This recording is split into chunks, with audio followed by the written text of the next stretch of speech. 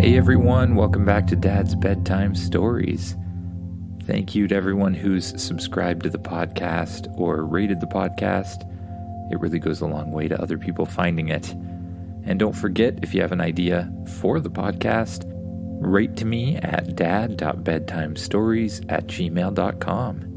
And now on to the story. This is episode 87. Becoming Invisible. As usual, just close your eyes, get as comfortable in your bed as you possibly can, and imagine yourself doing what the kid in the story does. You wake up early one morning. You grab your magic staff from beside your bed, and then you head outside. You decide that it's been a while since you've practiced your magic and, well, you don't want to forget how to do it. You head outside and you see that the sun is just starting to peek out. You've gotten up early enough that everything's quiet and no one else is really around. And, as you may know, it's best to have no one else around when you're doing magic. It makes it easier to believe that you can do the things you're doing, and other people's belief that you can't possibly be doing the things you're doing never gets in the way. You start by taking a deep breath in and letting it out, relaxing your shoulders, your face, and all of your muscles. You focus on a place of happiness, a place that makes you feel relaxed, and you just feel that feeling, soaking it in, projecting it out. You center yourself, and you allow your body to fill with a wonderful feeling. You begin to imagine yourself feeling weightless, lifting off the ground. Before long, you begin to float. You float up and up and up and up until you feel like the flight itself is a new sense that you have. It's just a natural part of your body. You will yourself to fly forward, and you do. It's just like walking. You don't have to think about it anymore.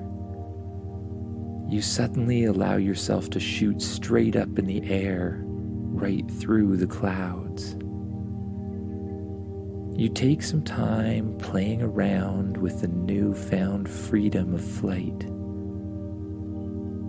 You do some flips, loop-de-loops, and twirls.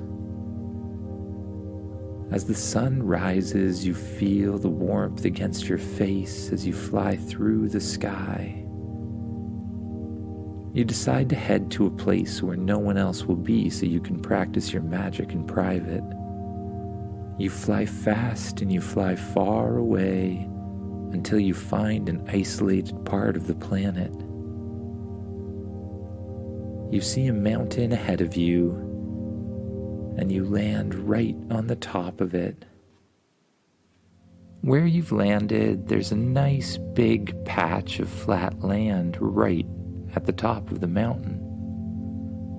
It's the perfect place to practice magic where you can't hurt anyone else. You decide to start with a little earth magic. Maybe you can reframe this place into a cool training ground of some kind. You focus inward again, holding your staff in both of your hands. You lift the staff up and slam it down on the ground. And as you do, you allow your awareness to expand into the earth around you. Energy passes through your staff and into the ground. And suddenly you can feel the ground below you. All of the rocks, all of the dirt. You focus on pieces of earth that surround the area where you're standing, and you will them to shoot up out of the ground. On every side of you, a huge wall of stone shoots up out of the ground, creating a large arena of sorts with walls on every side. From there, you decide to practice your fire magic. You focus inward, and then all of your energy goes to your hands. You imagine them feeling warmer and warmer and warmer. And then you focus on the air in front of them, imagining it getting hotter and hotter and hotter. And then the air in front of you sets on fire, creating a ball of flame. You shoot the ball of flame at the walls of the stadium you've created. A huge, powerful wave of fire comes out of your hand and blasts against the wall. You do the same with your other hand at the other wall. It feels very powerful. When you're done, little areas of grass are on fire. So again, you focus your energy into the fire, and you draw it back towards your body, and then you just let it disappear. The fire burns out completely. Next, you need some way to test your water magic. You say. You look up at the clouds above you. That should be water, you realize. You decide to use some of your wind magic to get the clouds down towards you and to help you turn it back into water. You focus your energy into the tip of your staff, and you begin to wave it around in circles above your head, allowing it to catch the wind. You spin the wind around your head until it becomes more and more powerful and starts to feel heavier and heavier. And as you spin it, it creates a huge tornado. The tornado reaches up on either side of you. It stretches up to the clouds, and then you begin sucking the clouds down the center of the tornado. You watch as the clouds in the area all get sucked in, fly down the tornado to the tip of your staff. You imagine the clouds turning into water again, condensing and forming a ball of water in front of you. And you let go of the wind, but continue to have the ball of water hover in front of you. You play around with the water, shaping it into different things. First, your favorite animal, and then a tree. Then you turn the water into ice spikes and you shoot them far away from you into the air. Well, that was fun, but I think I've got all of these elements down. I wonder if there's something new I can learn, you say. Spaceship, are you here? Yes, says Spaceship. I follow you everywhere. Spaceship floats up beside your head in the shape of a little toy spaceship. Can you get me back to the Magi Planet? Yes, says Spaceship. Would you like to use the portal inside of me? Asks the ship. Okay. That would be the quickest way for me to get there, but how would you get there? I will just fly home and take the portal from in front of your house, says Spaceship. Well, let's get going then, you say. I want to see Gil." "Understood," says Spaceship. Spaceship flies in front of you, and it begins to glow. It grows and grows and grows until it's its full size.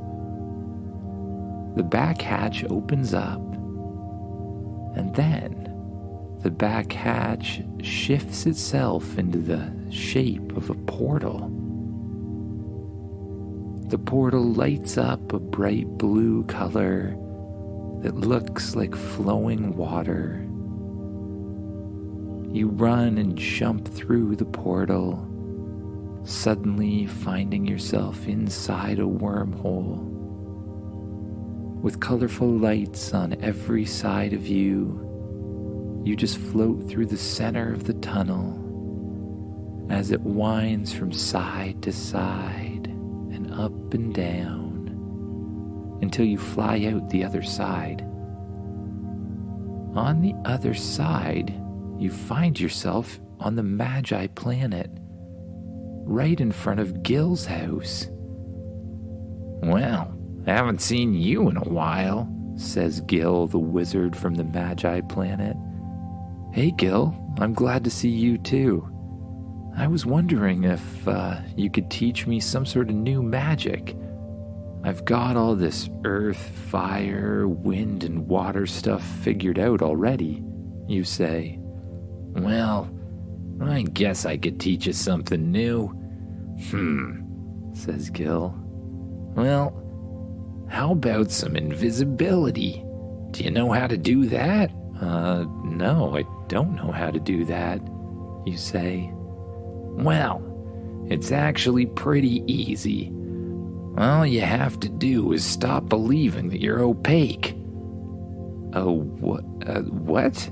You ask. "Opaque," says the wizard. "You know, light can't pass through you. Opaque. You actually want the light to pass through you. You want people to see right through you," says Gil.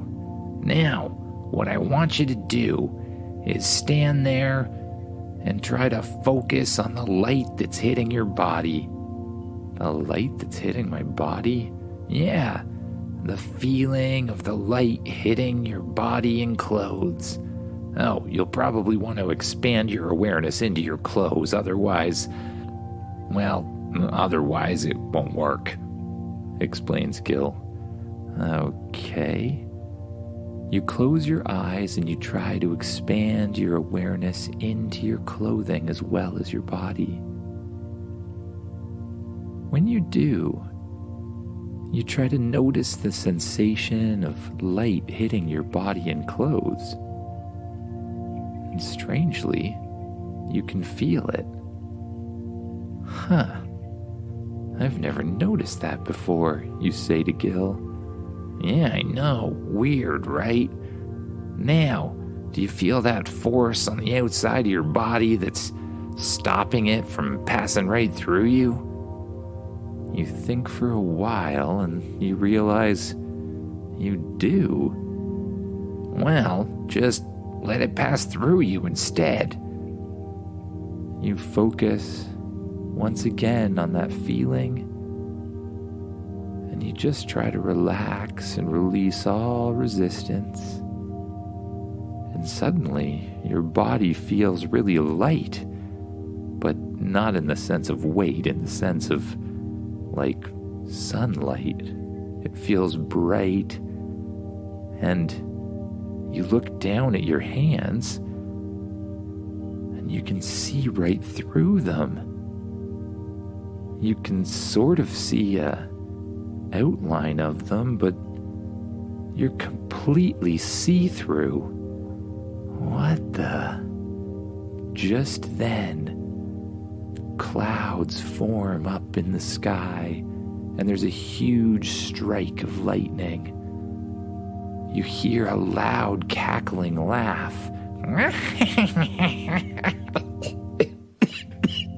You look up and see an obviously evil wizard descending from the sky. "Oh no," says Gil. "I sense something very powerful. Is that the Emperor's staff? Hey, kid, says Gil. Whatever you do, don't make yourself visible.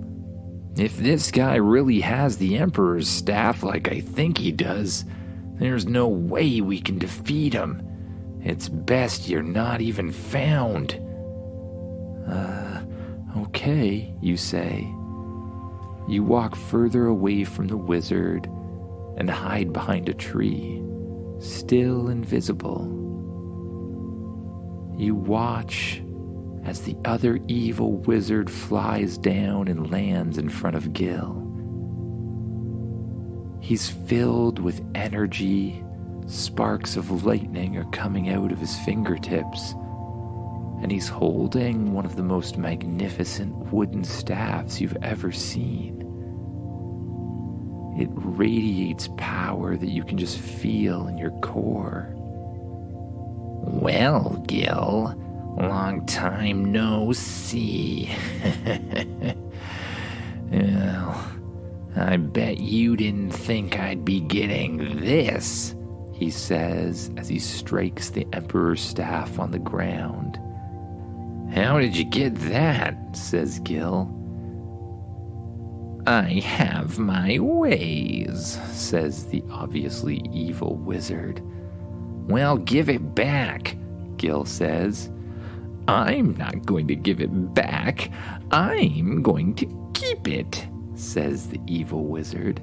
And you, the only one who could have stopped me, will be defeated right now, says the evil wizard.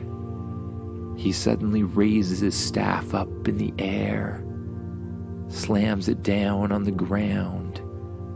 Ropes of lightning start to fly out of the staff in all directions. They spin around and they wrap around Gil's arms, his legs, and then his entire body, wrapping him up into a tight ball of lightning rope. He falls over on the ground, unable to move, and seemingly unable to do magic as well. Now, you stay right there while I tie my shoe. Oh my goodness, says the evil wizard. The evil wizard, thinking he's safe, places his staff by the tree, and he bends down to start tying up his shoe. This is your chance, you realize. You sneak away from the tree, and you tiptoe back towards the evil wizard. Well, he's still bent over, luckily trying to get a knot out of his shoe. You reach around the tree, grab on to the Emperor's staff, and begin to back away. The evil wizard stands up, turns around, goes to grab the staff again, and sees it floating in front of him. Hey, what's that? The evil wizard says.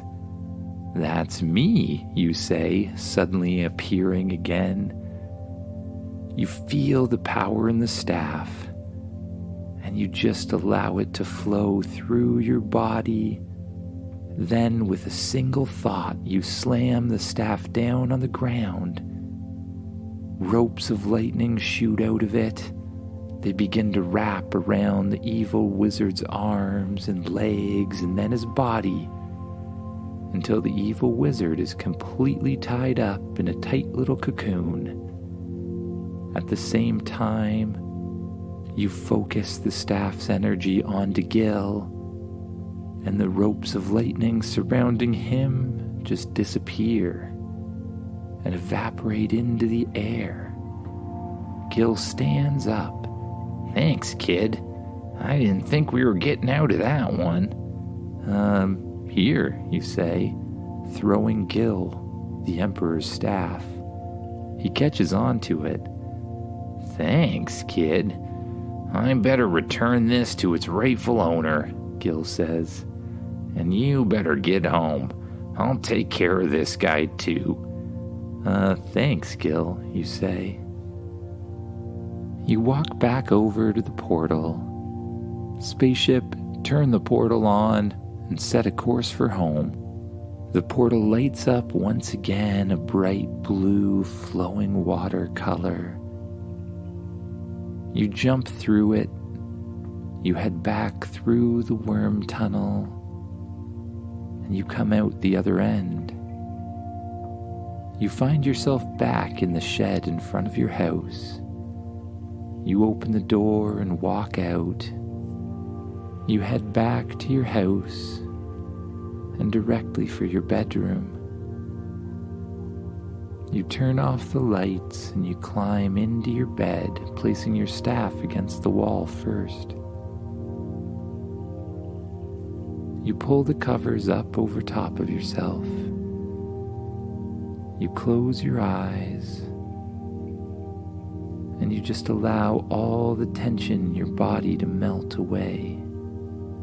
Starting with your arms, allowing them to sink into the mattress.